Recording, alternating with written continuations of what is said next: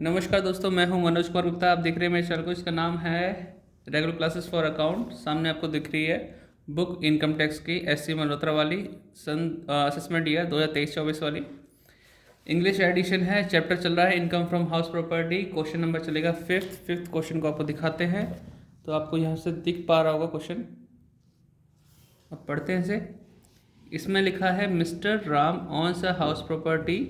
It's annual letting value दे रखी है। एनुअल लेटिंग वैल्यू 80,000 दे रखी है। During the previous year it was let out to a tenant on a monthly rent. 7,000 रुपये दे रखा है मंथली रेंट पे। He claim the following expenses actually incurred by him. जो जो खर्चे इनसे हुए वो क्लेम किए जा रहे हैं ऑनर के द्वारा। कि म्यूनसिपल टैक्स कितना दिया? 8,000। Expenses of recovery of rent 600 रुपये। Maintenance allowance paid to step mother 12,000 annually which was a charge on the property according to his father will. इतना सारे खर्चे किए। क्या हमारे फॉर्मेट में इन सब की जगह है? सिर्फ एक की जगह मिलती है। फॉर्मेट आपने पढ़ा हो तो म्यूनसिपल टैक्स। बाकी क्या खर्चा किया उसका कोई फॉर्मेट में जिक्र नहीं है, तो हम उसे कुछ लिखेंगे भी नहीं। आगे लिखा है the house remain vacant for 1 month during the previous year. साल में 12 महीने होते हैं, 1 महीने मकान खाली रहा तो 11 महीने किराया मिलेगा। Compute the income from house property for the assessment year. अब एनुअल वैल्यू नहीं पूछी, हाउस प्रॉपर्टी की इनकम पूछी है पूरी। ठीक है, तो कंप्लीट करेंगे। और फॉर्मेट आप पहले वाली वीडियो में देख चुके हैं, तो आपको एक बार और नज़र दिलवा देते हैं।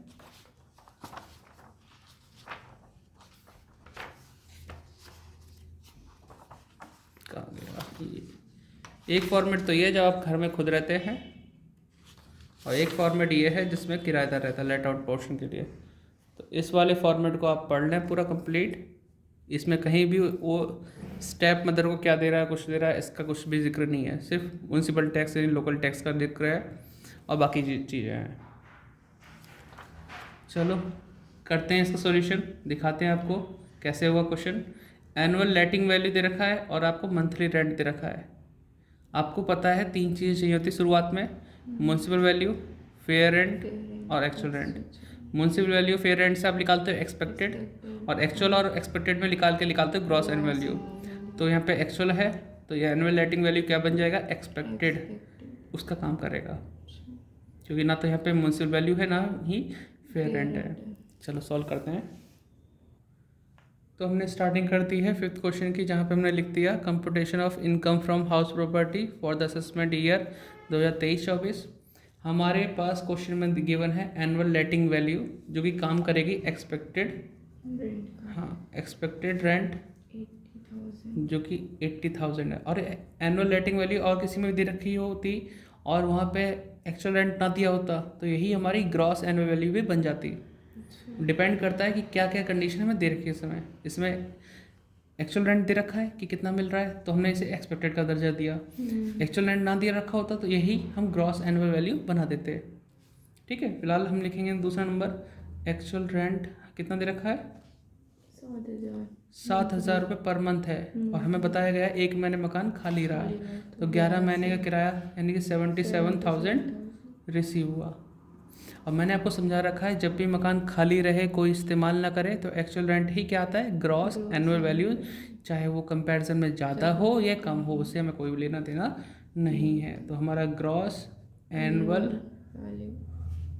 वैल्यू बन जाएगा 77,000। ये हल्का सा पेन चल गया, वो मत समझना। लेस करेंगे इसमें म्यूनसिपल टैक्स। क्या म्यूनसिपल टैक्स में गिवन है या फिर परसेंटेज में दे रखा है? 8,000 माइनस करेंगे तो क्या आएगा? 69,000। इसे कहेंगे हम नेट एनुअल वैल्यू बोल दो या एनुअल वैल्यू जगह के हिसाब से। अभी तो मैं एनुअल वैल्यू लिख दे रहा हूँ, वरना नेट भी लिख दूँगा तो कोई ऐसी समस्या नहीं है।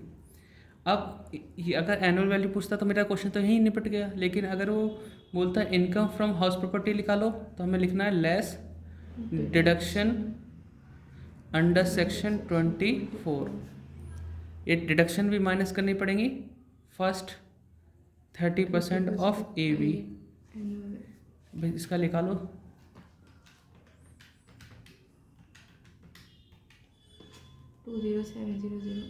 20700। सेकंड होती है इंटरेस्ट ऑन लोन की। अगर हमने मकान बनाने के लिए या फिर खरीदने के लिए लोन लिया है तो उसका भी इंटरेस्ट होता है, लेकिन हमारे क्वेश्चन में दे नहीं रखा तो हम फॉर्मेट का पार्ट समझ के इंटरेस्ट ऑन लोन लिख के नील कर देंगे कि है ही नहीं इसमें क्वेश्चन में। ठीक है, फॉर्मेट भी फॉलो हो गया। लेकिन इसमें 2 पॉइंट भी आते कभी कभी, जब हमें पूरी जानकारी दी होगी ना कि कब लोन लिया, कब मकान कंप्लीट हुआ, कैसे कैसे सब कुछ हुआ, तो उस केस में ए और बी का पॉइंट आएगा, जो बड़ी बड़ी लाइन लिखी है ना वो सब आएंगी। फिलहाल अभी ये है नहीं तो ऐसी 20,700 सॉरी, माइनस करो